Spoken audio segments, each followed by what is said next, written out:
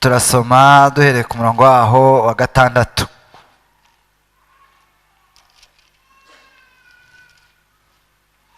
Igitabo cy'umuhanuzi Yesaya igice cya 40, turasoma duhereye ku murongo wa 6.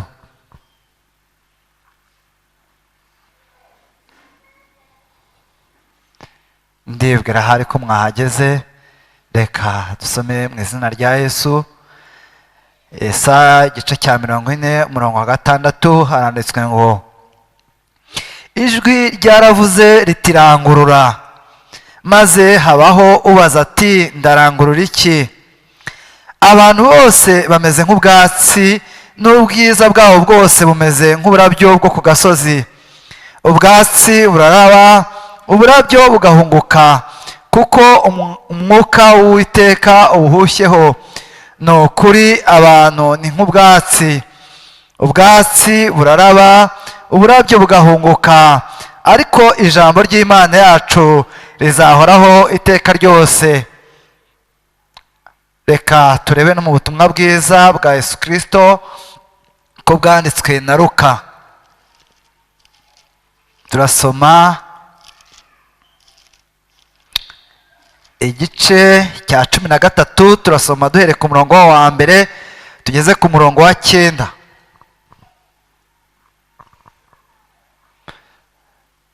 Luka igice cya 13, turasoma duhereye ku murongo wa mbere tugeze ku murongo wa 9. Mbabwire n'ahandi hamwe dusoma, hanyuma tuganire ijambo ry'Imana. Haranditswe ngo, umutwe w'amagambo aravuga ngo abanyagalilaya bishwe na Pilato. Muri icyo gihe hari abantu bari bahari bamutekerereza iby'abanyagalilaya, abo Pilato yavangiye amaraso yabo n'ibitambo byabo. Yesu arabasubiza ati, mbese mugira ngo abo banyagalilaya bari abanyabyaha kuruta abandi banyagalilaya ubwo bababajwe batyo? Ndababwira yuko atari ko biri, ahubwo namwe nimutihana muzarimbuka mutyo mwese. Cyangwa se ba bandi 18 abo umunara w'i Silowamu wagwiriye ukabica, mugira ngo bari abanyabyaha kuruta abandi b'i Yerusalemu bose? Ndababwira yuko atari ko biri, ahubwo namwe nimutihana muzarimbuka mutyo mwese. Murongo wa 6, kandi abacira uyu mugani ati, hariho umuntu wateye umutini mu ruzabibu rwe, bukeye araza ushakaho imbuto arazibura. Abwira umuhinzi ati, dore none uyu mwaka ni wa 3 nza gushaka imbuto kuri uyu mutini sinzibone. Uwuce urakomeza kunyunyuriza iki ubutaka? Nawe aramusubiza ati, databuja ubureke uyu mwaka, nawo nkuhingirire nkufumbirire, ahari hanyuma wakwera imbuto, icyakora nutera uzawuce. Reka dushyireho n'amagambo ari mu byahishuwe igice cya mbere.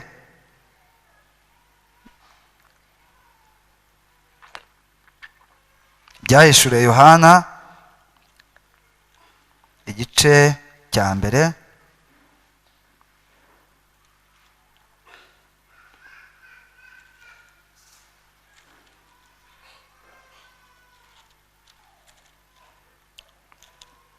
turasoma duhereye kuri uyu murongo wa mbere dusimbuke tugeze kwa 3, dusimbuke dufate umurongo wa 7, hanyuma tuganire. Ibyahishuriye Yohana igice cya mbere turasoma duhereye ku murongo wa mbere tugeze kwa 3, dusimbuke dufate wa 7, hanyuma tuganire amagambo y'Imana. Haranditswe ngo, ibyahishuriwe na Yesu Kristo iby'Imana yamuhereye kugira ngo yereke imbata ze ibikwiriye kuzabaho vuba, agatuma marayika we nawe akabimenyesha imbata Yohana uhamya ibyo yabonye byose ari ijambo ry'Imana no guhamya kwa Yesu Kristo. Hahirwa usoma amagambo y'ubuhanuzi, hahirwa n'abayumva bakitondera ibyanditswe muri bwo, kuko igihe kiri bugufi. Murongo wa 7, dore arazana n'ibicu, kandi amaso yose azamureba, ndetse n'abamucumitse nabo bazamureba, kandi amoko yose yo mu isi azamuborogera nanone. Amena. Haleluya, haleluya.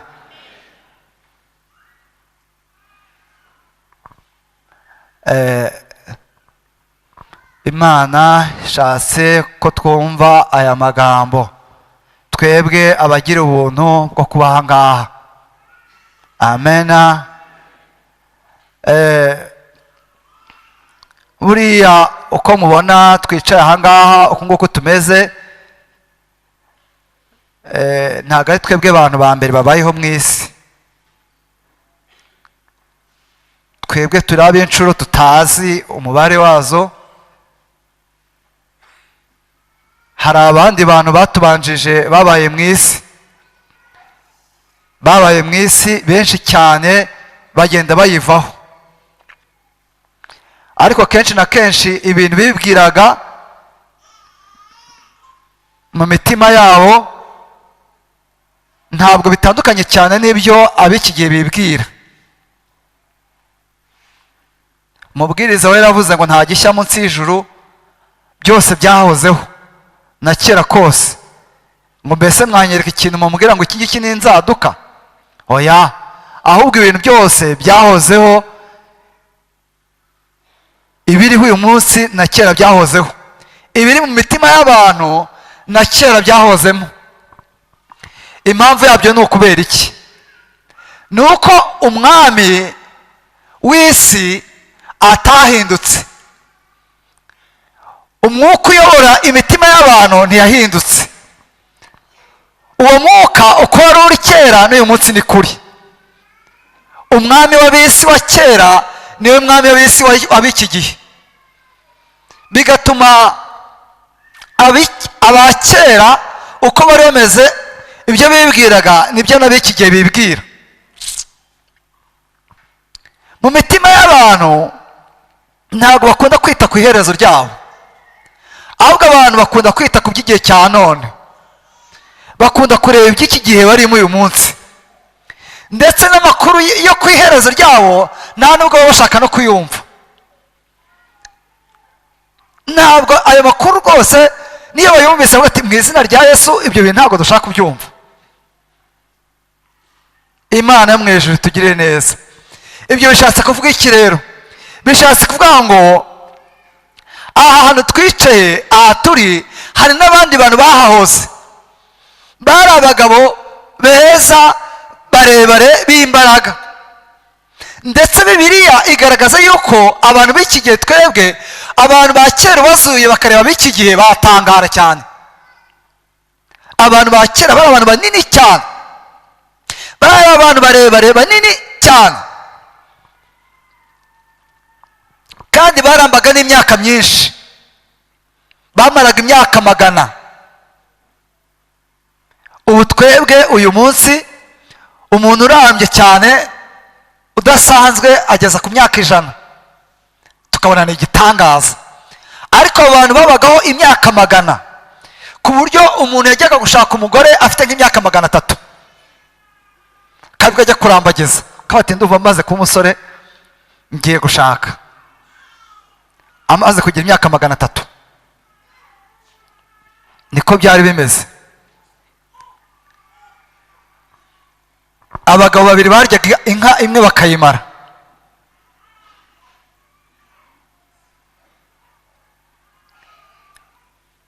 Ariko twebweho hari umugabo umwe wari urimo kumbwira ati ariko ni ikibazo gikomeye, ati burya gukira nabyo ni umuruho. Ati kubona muri stock yanjye huzuyemo imiceri, yari umucuruzi, ati huzuyemo n'imifuka y'amasukari, ariko najya kurya n'ubundi nkarya ibingana n'ibyo naryaga ndi umukene. Ati nibura nkafata nk'agafuka k'ibiro 25 k'umuceri ngo nkarye nanjye numva ko nabaye umukire. Ndamugana ahubwo mu minsi mikeya barakubwira ngo n'umunyu ureke n'isukari uyireke, nufata ku mavuta urapfa. Imana yamweje tugirire neza. Rero abo bantu ba kera bari abantu budasanzwe ugereranyije n'abantu b'iki gihe, ariko barapfuye, baragiye, ntibakiriho. bivuga rero natwe turi mu isi tuhafite igihe gitoya. Hano mu isi ntabwo ari iwacu, kandi ababwiza ukuri yuko nta muntu ugenda ngo agaruke. Twese dufite abo dukomokaho, dufite ba sogokuru na ba sogokuruza. Ba sogokuruza bacu baba bagenda bavuga amazina, ariko nta n'umwe uragaruka muri bo ngo tumubone, tumurebeshe amaso. Ndetse imyaka 200, 300, 400 kugeza ku 1000 n'ibindi irashize bo bagiye, kandi ntibaragaruka. Nyamara hano mu isi n'imyaka 100 ni igitangaza kuyihamara. Ibyo bigaragaza iki rero? Bigaragaza ko hano mu isi tuhamara igihe gitoya rwose, tuhamara igihe gitoya, ariko imitima y'abantu yibwira yuko bahafite igihe kirekire. Kuko ariko imitima y'abantu yifuza, abantu bifuza yuko bazatura mu isi nk'imisozi, ariko siko bimeze. Iyi misozi tureba, hari abayibayeho bayimuka baragenda, bayisiga uko nguko imeze. Basize imigezi itemba kandi iracyanatemba, basize inyanja zikiri inyanja, tuzisanga ari inyanja, turazihasanga. Ibi bintu twasanze mu isi, twaje mu isi nta kintu dufite, kandi twamaze guhabwa amakuru yizewe kandi y'ukuri, natwe twarabyiboneye. Kugiye agenda nta kintu afite, ni ukuri, agenda nta kintu afite, niko bimeze. Ahubwo ibintu abisigira, iyo agiye ibintu abisigira abasize mu isi. Abasize mu isi nabo bakibwira yuko babigumanye, ariko nabo igihe kiragera bakabisigira abandi, bakibwira yuko abo babisigiye babigumanye, ariko nabo barashyira bakagenda. Niko bigenda, uko ni ukuri. Haleluya.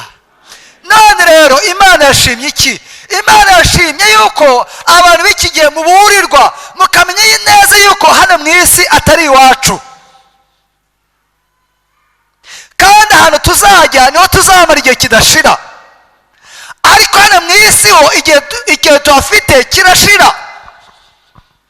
Nta kintu na kimwe wakora ngo hano mu isi uhagume, nta na kimwe. Njyewe naricaye ndagenzura, nditegereza, mbona hariho n'amashuri yigisha ibintu bituma umuntu agira ubuzima buzima. Amashuri y'ubuvuzi no kuvura, mbese no kugira inama abantu kugira ngo ubuzima bwabo burusheho kuba bwiza. Ariko naratangaye, nsanga n'abize aya mashuri nabo igihe kiragera bakagenda, kandi bakagenda batabishaka. Nta muti n'uyu n'umwe wabona watuma abantu mu isi bahaguma. Oya, nubwo umuntu yakugira inama zo gukora siporo cyane no kurya gutya kugira ngo ukunde urambe, ariko n'uwazikugire nawe agira gutya agacaho akaba aragiye. Ibyo ukumva biguteye ikibazo. Uriya muntu angira inama y'uburyo nabaho ngatinda mu isi, ariko nawe aragiye.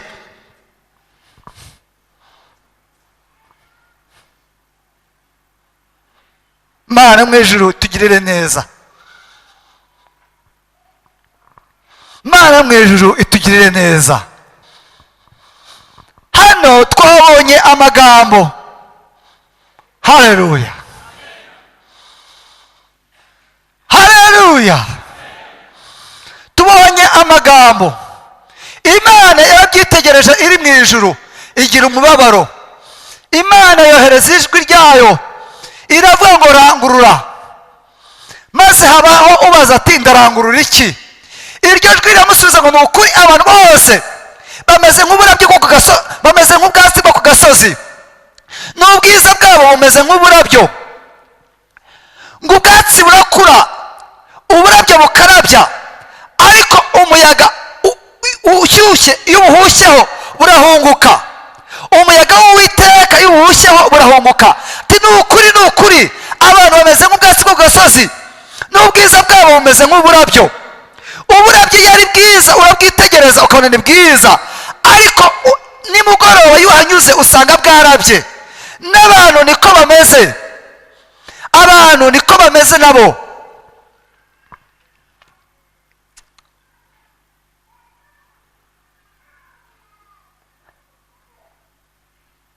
Niyo mpamvu turirimbye turavuga ngo ni igihe gito intambara igashira, ni igihe gito imiraba igacyahwa. noneho nkarambika umutwe mu rubavu rwa Yesu.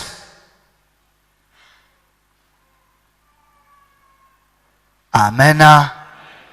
Buriya ikintu bishaka kuvuga ni uko hano mu isi tuhafite igihe gitoya, tuhafite igihe gitoya. Nicyo bishatse kuvuga. Ni ijambo ry'Imana ryagarutse ku itorero, riza kubahumuriza, rirababwira ngo nimurwane intambara ariko mubizi ko igihe ari gitoya. Ibyo bibahumurize. Ibyo rero ku bantu b'Imana, ku bana b'Imana ni ihumure. Haleluya. Ariko ibibera bo mu nzu y'Imana ihumure, bibera bo hanze ikibazo. Iyo bamaze kubwirwa ko mu isi bafite igihe gitoya, bagira ikibazo. Bagira ikibazo kuko muri kamere y'abantu bashaka kuba mu isi iteka ryose. Bashaka kubaho ibihe bidashira. Bashaka kubaho badapfa. Niko muri kamere y'abantu bimeze. Ariko nta kintu kimwe wakora kugira ngo uhagume. Tumaze kubibona. Haleluya. Tumaze kubibona nta kintu kimwe wakora kugira ngo uhagume. Niyo mpamvu rero nasomye amagambo ari hano mu Migani mu gice cyaho cya 8 avuga ku mugabo witwa Bwenge. Uyu mugabo witwa Bwenge ni Yesu wavugaga. Haleluya. Haleluya. Uhereye ku murongo wa 23 aravuga ngo Uwiteka mu itangira ry'imirimo ye yarangabiye ataragira icyo arema, imisozi itari yashingwa, imisozi itari yashyirwaho, umukungugu w'isi utari watumuka, amazi y'inyanja atari yahabwa itegeko ryayo kugira ngo atarenga imbibi zayo. Ngo icyo gihe nari ndi kumwe nayo, ndi umukozi w'umuhanga, nkanezererwa mu isi yayo rero yemewe guturwamo. Arangije aravuga ngo ariko icyo gihe ibinezeza byanjye byari ukubana n'abantu. Haleluya. Ikintu rero Imana ishaka kuri wowe uri hano, ku bantu mwese muri ahangaha, ikintu Imana ishaka ni iki? Imana irashaka yuko nimumara kuva mu isi muzajya kubana nayo, kuko ibinezeza bya Yesu ni ukubana n'abantu. Niyo mpamvu aya magambo y'ihumure yaje kubabwira kugira ngo mwitegure kuzajya kubana na Yesu. Haleluya. Tuvuye muri iyi si, kugira ngo mwitegure kujya kubana na Yesu. Kujya kubana na Yesu rero bifite uko bigenda, bifite amategeko abigenga, bifite amategeko abiyobora. Haleluya. Twabonye aya magambo avuze ngo ni ukuri abantu bameze nk'ubwatsi bwo ku gasozi, n'ubwiza bwabo bumeze nk'uburabyo. Ati ariko ijambo ry'Uwiteka ryo rizahoraho. Haleluya. Ijambo ry'Uwiteka rizahoraho. Hari icyo ijambo ry'Imana ryavuze rero, hari icyo ijambo ry'Imana rivuga. Umuntu wese uzumvira icyo ijambo ry'Imana rivuga, nk'uko ijambo ry'Imana rihoraho, nawe azahoraho. Haleluya. Kuko yagendeye mu ijambo, kuko ijambo ry'Imana rihoraho, nawe azahoraho. Haleluya. Tubonye yuko abantu bameze nk'ubwatsi bwo ku gasozi, n'ubwiza bwabo bukaba bumeze nk'uburabyo, ngo ariko ijambo ry'Imana ryo rihoraho. Haleluya. Nk'uko rero ijambo ry'Imana rihoraho, ni ukwikomeza ku ijambo, kugira ngo ijambo ubwo rizahoraho nzahoraneho naryo. Haleluya. Ariko umuntu utikomeza mu ijambo ntabwo azahoraho, ahubwo azapfa. Azapfa kandi azarimbuka. Azapfa uru rupfu rwo mu isi abantu bapfa, kandi azapfa n'urundi rupfu rwitwa urupfu rwa kabiri. Turaza kubona urupfu ruteye ubwoba, ari narwo rubabaza Imana cyane, urupfu rwa kabiri. Imana yo mu ijuru itugirire neza, Imana yo mu ijuru iturengere.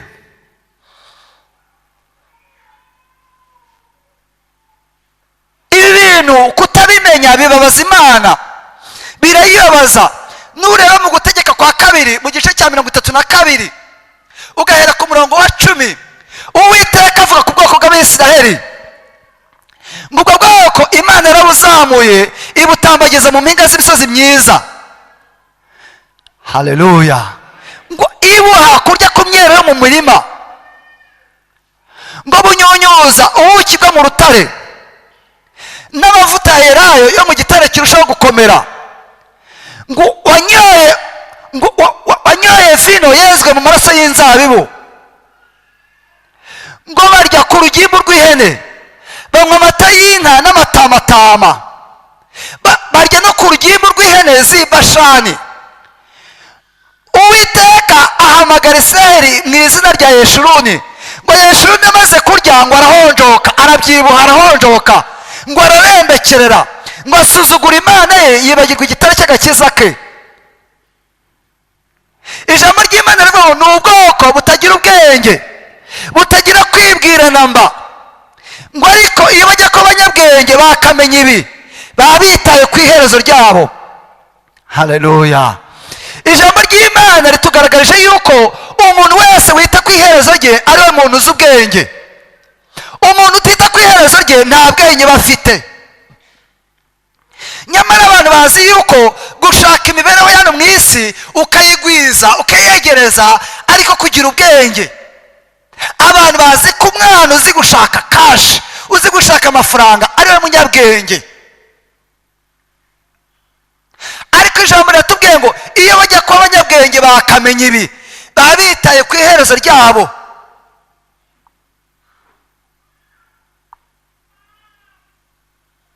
Umuntu wibaza ngo mbese nimva mu isi nzajya hehe? Ese imanda y'Imana ivuze byagenda bite? Niwe muntu Imana iri kureba ikabona afite ubwenge, aratekereza neza. Haleluya. Niwe muntu Imana yitegereza ikabona ubwenge bwe buri kuri gahunda. Umuntu wita ku iherezo rye. Amen. Haleluya. Haleluya.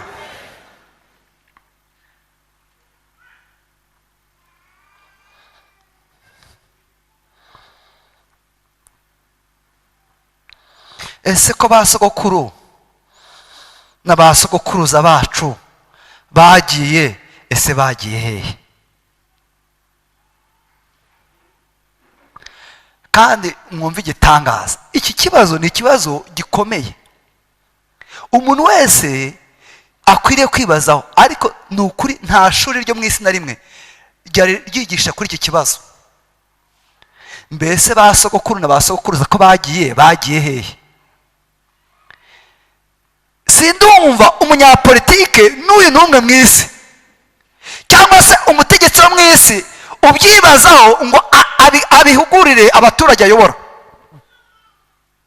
Atariko ntidukwiye kugira amakenga twibaza ko bagiye hehe? Ese iherezo ryabo ryari rimeze rite? Ahubwo usanga ubwenge bwose n'ubuhanga bwose n'ubushakashatsi bwose abantu bakora ni ugushakisha uburyo batinda hano mu isi. Ariko nta kintu kimwe wakora. Abantu si n'imisozi, kandi abantu ntabwo bashora imizi nk'ibiti ngo bagume mu butaka, nubwo ibiti nabyo bigira igihe bigasaza, ahubwo biri ukundi.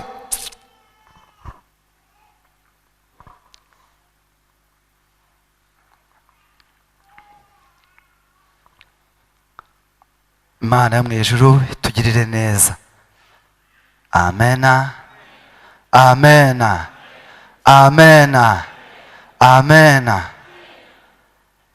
Yesu yagiye agaragaza ikibazo afite kuri ibi bintu, ku maherezo mabi y'abantu. Ikintu cyazanye Yesu mu isi kwari ukugira ngo intama ze zizabone ubugingo, kugira ngo bazamwizera bazabone ubugingo budashira, kugira ngo bazabane nawe iteka ryose. Nicyo cyamuzanye, kwari ukugira ngo intama ze zizabone ubugingo kandi zibone bwinshi. Haleluya. Ariko abantu bamwe baramubonye bagira ngo azanywe no kuba ibyo mu isi, bagira ngo azanywe no gukemura ibibazo bya hano mu isi. Niko abantu bagize ngo aje gukemura ibibazo bya hano mu isi, kuko ibibazo abantu bamushyikirizaga byinshi byari ibibazo bya hano mu isi, byo gukemura ibibazo bya hano mu isi. Ndetse rimwe na rimwe bagashaka kumuhemba icyubahiro cyo mu isi, bakajya bashaka kumwimika akabinyufura, kuko yabonaga ubwami bwa hano mu isi ntacyo buvuze. Ahubwo hari ubundi bwami yatumbiraga akabubona, akifuza kuzima ingoma muri ubwo bwami. Haleluya! niyo mpamvu yangaga ubwami bwo mu isi, niyo mpamvu yangaga imibereho ya hano mu isi myiza, ahubwo arinda imibereho yatumbiraga. Haleluya! nk'uko umwanditsi wanditse urwandiko rw'Abaheburayo mu gice cya 12 yaravuze ngo ubwo tugoswe n'igicu cy'abahamya bangana batyo, twiyambura ibituremerera n'icyaha kibasha kutwizingiraho vuba, dusiganirwa aho dutegekwa, twizeye Yesu wenyine. Haleluya! ko ari we banze ryo kwizera kandi ari we ugusohoza rwose. nguwo yihanganiye umusaraba. Haleluya! yihanganiye umusaraba ntiyita no ku isoni zawo, kubw'ibyishimo byari byaramushyizwe imbere. Amena. hari ubundi bwami yashakaga butari ubwa hano mu isi. Haleluya! niyo mpamvu yavuze ngo rero umuntu wese nahirimbanire gushaka ubugingo budashira, nahirimbanire gukora nk'uko Imana ishaka, kuko hari amategeko Imana yashyizeho ari ryo jambo ryayo kugira ngo umuntu wese arigenderemo. umuntu wese azagenda ukundi binyuranye n'uko ijambo ry'Imana rivuga, ntabwo azagira iherezo ryiza, ntabwo azagira iherezo ryiza. ahubwo yaravuze ngo rero kuko bimeze bityo, ukuguru kw'iburyo nigucumuza n'ukuboko kwawe nibigucumuza ubice, ubite kuri yawe. icyakubera cyiza ni uko wazajyanwa mu ijuru ufite ukuboko kumwe cyangwa ukuguru kumwe, biruta ko wajugunywa Gehinomu ugifite amaguru yombi cyangwa se amaboko yawe yombi. ati ijisho ryawe ry'iburyo nirigucumuza urinoboremo, urite kure yawe. icyakubera cyiza ni uko wajya mu ijuru ufite ijisho rimwe, biruta ko wajugunywa Gehinomu ufite amaso yombi. Haleluya! Haleluya! kuko yabonaga imibereho y'igihe kizaza ariyo mibereho ihangayikishije. Amena. Haleluya! Haleluya! hakurya y'ahangaha, hakurya ya hano mu isi, hakurya y'ubu buzima bwa none bwa hano mu isi, hari iyindi mibereho. Haleluya! kandi ijambo ry'Imana ritugaragariza yuko nituva hano mu isi tukava muri ubu buzima tukinjira muri ubu buzima bundi buzakurikiraho. Haleluya! tuzinjira mu yindi mibereho mishya itandukanye n'iyi ngiyi. Haleluya!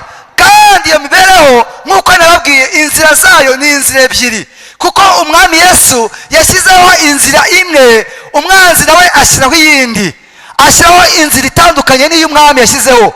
Haleluya! hari inzira y'umwami w'isi, hakaba n'inzira y'umwami wo mu ijuru. Amena. Amena. Yesu yabwiye abigishwa be, abantu bamwizeye, ngo nimugire umwete wo kunyura mu irembo rifunganye, kuko irembo ari rigari n'inzira igera kurimbuka ari bigari. ngo kandi iyo nzira yagutse abayinyuramo ni benshi, kuko ari inzira yorohera abantu kuyigendamo. atari ku irembo rifunganye ni iry'inzira ijyana abantu mu bugingo, kandi abayinyuramo ni bakeya, kuko ari inzira irije. nk'uko inzira ari ebyiri, ni nako n'amaherezo ari abiri.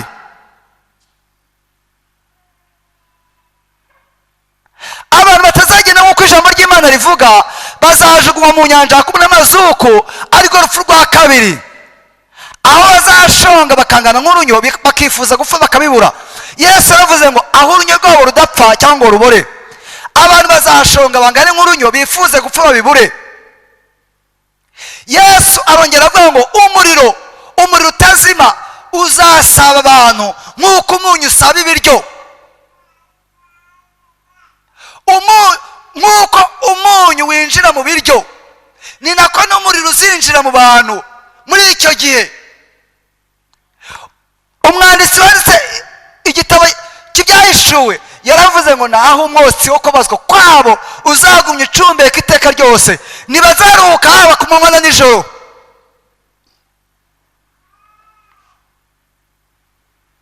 Imana yo mu ijuru itugirire neza, Imana yo mu ijuru itugirire neza. Haleluya!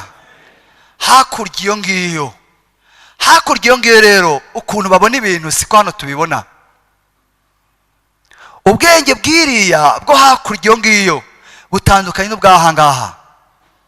Amena. Amena. uko babona ibintu siko twebwe tubibona. Umuhanuzi Yesaya mu gice cya 55 yaravuze ati, erega ibyo mwibwira sibyo nibwira, n'inzira zanjye si zimwe n'izanyu, niko Uwiteka avuga. Nk'uko ijuru risumba isi, niko inzira zanjye zisumba izanyu, n'ibyo nibwira niko bisumba ibyo mwibwira. Abantu nyine kuko bakunda imibereho ya hano mu isi, n'ubwenge bwabo buzingiye hano mu isi. Nyine nk'uko twabivuze, bazi ko ubwenge ari umuntu ubasha kumenya kwibeshaho inaha, niko abantu babizi. Abantu bazi yuko umutunzi ari umuntu ufite ibintu byinshi bya hano mu isi, niko abantu babizi.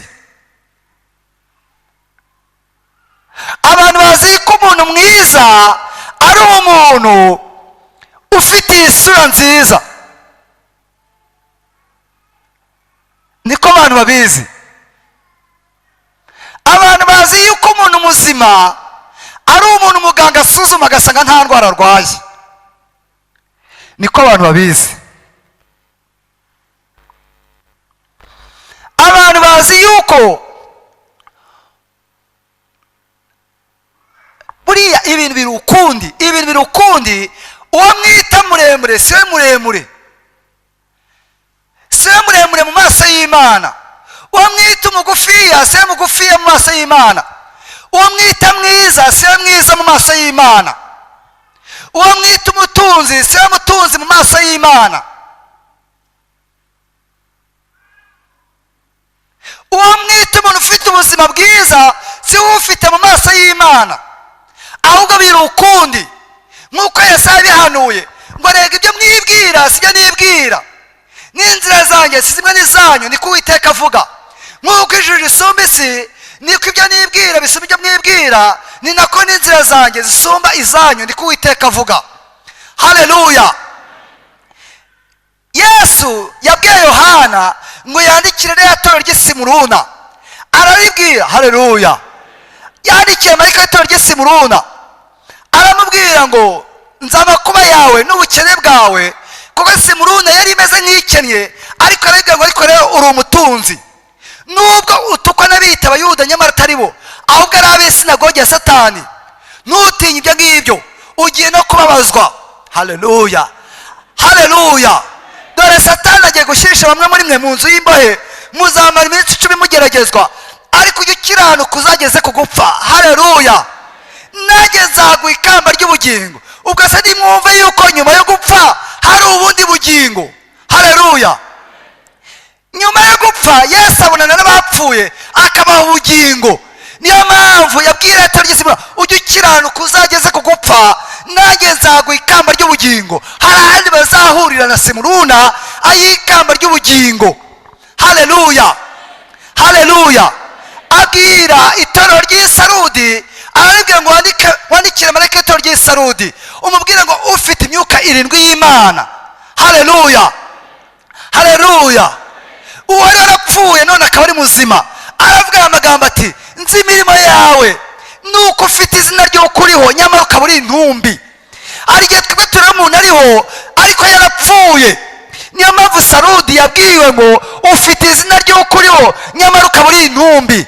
Bivuga ngo uko twebwe tubona ibintu siko Imana ibibona, uko tubona ibintu siko Yesu abibona.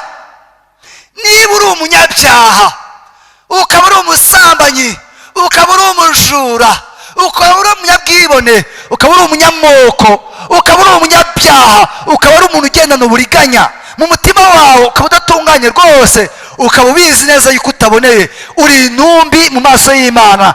Nubwo muganga yagusuzuma akabona wowe uri muzima rwose, akavuga ati, ndabona nta n'igicurane urwaye, ariko burya Imana yo ifashe ku mazuru, intumbi iri kwinukira. Kubera kuko tubona ibintu siko Imana ibibona. Umuntu twe twita yuko arwaye siko Imana ibibona. Simuruna Yesu arayirebye abona ifite amakuba n'imibabaro myinshi, abona ifite n'ubukene bwinshi, ariko arayibwira ati, nkumenere ibanga, uri umutunzi. Haleluya. Haleluya. Uri umutunzi Simuruna, uri umutunzi Simuruna.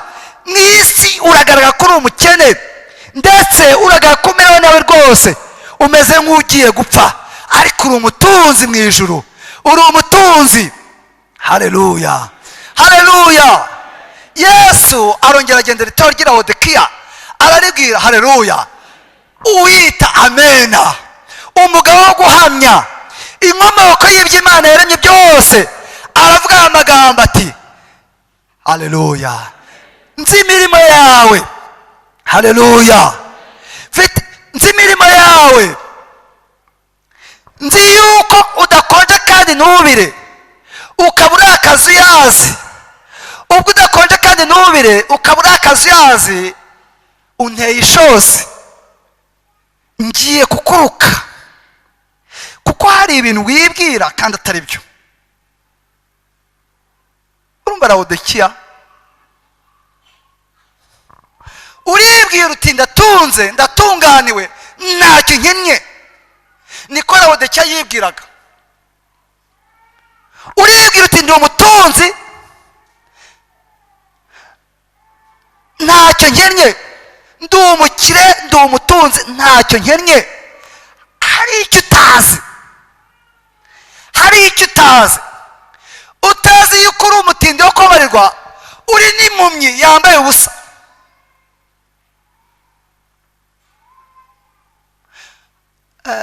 Abantu bakurikiye iby'amateka bavuga ko iri torero ry'i Laodikiya ngo ryari ryarikungahaje cyane ku bintu by'ubutunzi bwo mu isi, kandi ngo ryakoraga imirimo rwose yariheshaga ubutunzi. Iyi ngiyi Laodikiya hariyo ibirombe by'amabuye y'agaciro, bagacukura zahabu. Ngo i Laodikiya hari ubuvuzi bw'amaso buhanitse, amaso y'umubiri, bakavura amaso ariko nabo ubwabo ari impumyi imbere ya Yesu. Bakareba umuntu bakavuga ati ndabona ijisho ryawe ryararwaye, afitemo miyopi, harimo miyopi. Kandi Yesu yareba we akabona Laodikiya neza irasinziriye, ntabwo ireba, yarahunyeje burundu. None ngo Laodikiya ikagira n'inganda zikora imyenda, kandi Yesu yareba Laodikiya akabona yambaye ubusa, akabona nta kintu yambaye. Yesu arabwira ngo uribwira uti ndi umukire, ndatunze, ndatunganiwe, ntacyo nkennye. Utazi yuko uri umutindi wo kubabarirwa, uri n'impumyi yambaye ubusa. Umva rero nkugire inama, ungureho izahabu. Haleluya. Ungureho izahabu nyakuri. Haleluya, haleluya. Ungureho izahabu y'ukuri yatunganirijwe mu ruganda. Izahabu ni agakiza, izahabu ni ubwami bwo mu ijuru. Ku izahabu na Yesu yongeye kwivuga mu butumwa bwiza bwa Matayo mu gice cya 13 umurongo wa 44, aravuga ngo ubwami bwo mu ijuru bugereranywa n'izahabu yahishwe mu murima, ngo umuntu ayigwaho arayitwikira arigendera, umunezero umutera kugurisha ibintu byose yatunze kugira ngo abashe kugura uwo murima. Abwira Laodikiya ngo ungureho, umva nkugire inama, ungureho izahabu y'ukuri yatunganirijwe mu ruganda. Haleluya, haleluya. Izahabu yatunganijwe mu ruganda rwo mu ijuru, izahabu yatunganijwe na Data wo mu ijuru, izahabu yashimwe na Mwuka Wera. Haleluya. Umwana aremera. Ungureho izahabu yatunganijwe mu ruganda, ubona uburyo witwa umutunzi. Nurangiza ungenderere, ugenderere Umwami Yesu. Ungureho n'umuti wo gusiga ku maso, ubona uburyo uhumuka. Haleluya. Nurangiza ungenderere, ungureho n'imyambaro uhishe isoni z'ubwambure bwawe. Atumva Laodikiya we, abo nkunda ndabacyaha nkabaha n'ibihano. Dore mpagaze ku rugi rw'umutima ndakomanga, umuntu niyumva ijwi ryanjye kanyingurira, nzinjira dusangire. Ibyo bivuze iki? Abantu uko babona ibintu siko biri. Rote sevo. Mana mweje tugire neza.